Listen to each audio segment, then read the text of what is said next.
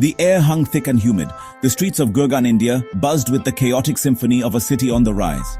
Above a dingy electronics repair shop, barely concealing the flickering neon sign that promised genuine Apple parts, lived Kunal Verma. Kunal, or Mr. Cool as he fancied himself, was a man of simple pleasures and grand illusions. His cramped apartment, a testament to his aspirations rather than his achievements, was a stark contrast to the image he desperately tried to project. Kunal's wardrobe was his castle. He favored brightly colored, knockoff designer shirts, often paired with cheap sunglasses perched on his head like a misplaced halo. He saw himself as a digital-age James Bond, a suave manipulator of systems and marks. The reality, however, was far less glamorous. Kunal was a tech support scammer, a small fish in the vast ocean of cybercrime that thrived in the city's underbelly. His journey to this point had been paved with disappointment.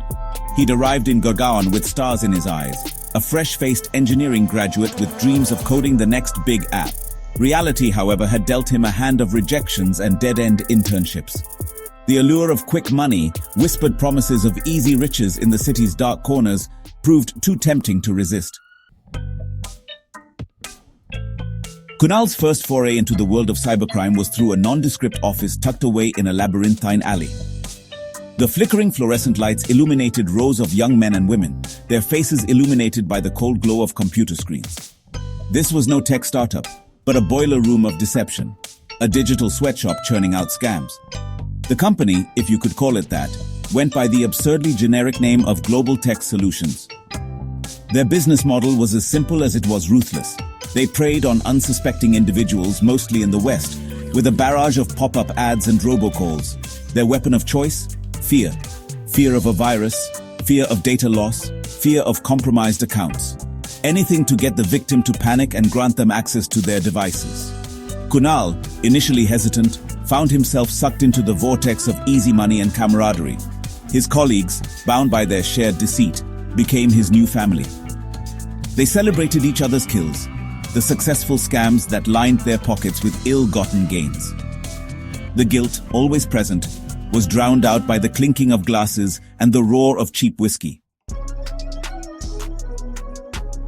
The scam itself was a well-rehearsed performance, a carefully crafted illusion of urgency and authority. Kunal, armed with a fake American accent and an arsenal of aliases, would pose as a Microsoft or Apple support agent.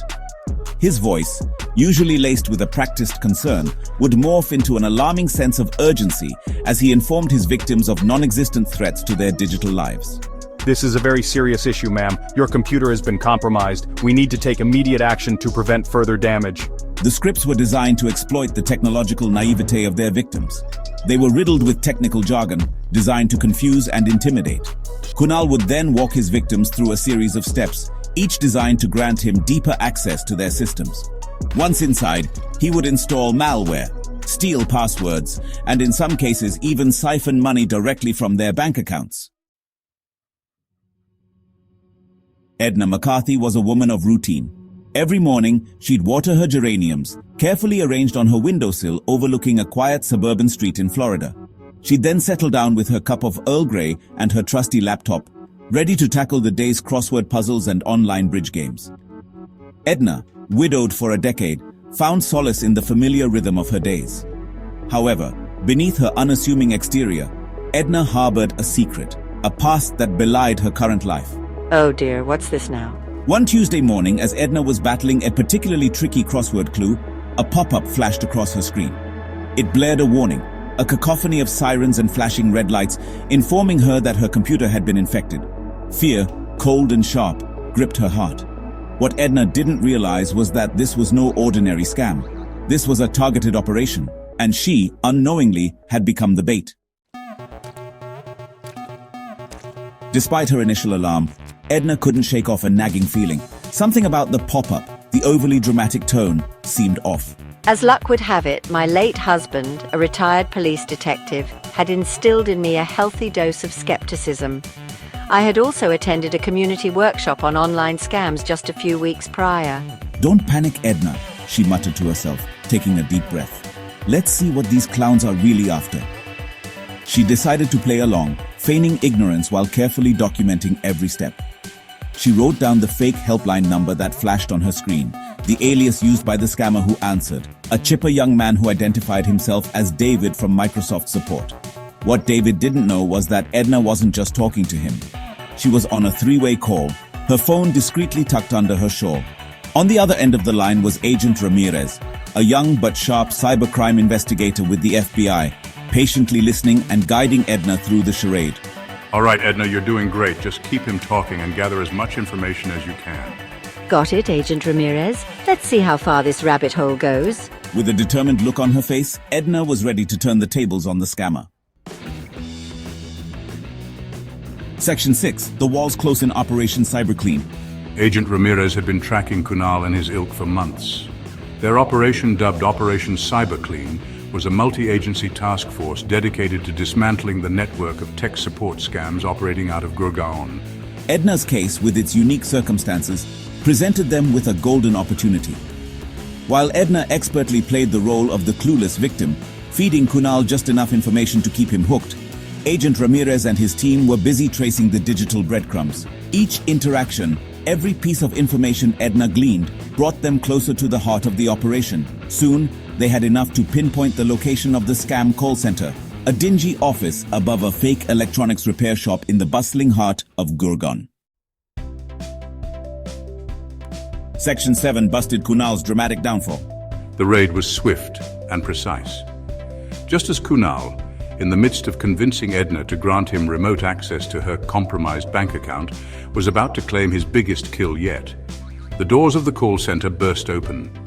A wave of shouting uniformed officers flooded the room, their movements a blur of efficiency honed through countless similar operations. The scene descended into chaos. Cheap headsets clattered to the floor, keyboards were abandoned mid-sentence, and the air filled with a chorus of panicked shouts and expletives. Kunal, his face ashen, watched in disbelief as his carefully constructed world crumbled around him. His dreams of fast cars, designer clothes, and a life of cool evaporated with the click of handcuffs snapping shut around his wrists. As he was being dragged away, his eyes met those of a particularly burly officer who smirked and said in a thick Haryanvi accent, "What's the matter, Mr. Cool? No more tech support today?" The years stretched ahead. A bleak and monotonous existence measured in the clang of prison bars and the watery gruel that passed for food. Gone were the late-night parties, the camaraderie of his fellow scammers, replaced by the company of hardened criminals and the deafening silence of his own thoughts. The guilt, suppressed for so long, now gnawed at his conscience. He thought of Edna, his last mark, her kind voice echoing in his ears.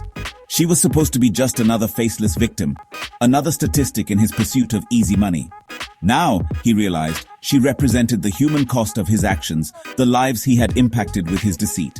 The realization was a bitter pill to swallow. S5. Media Group.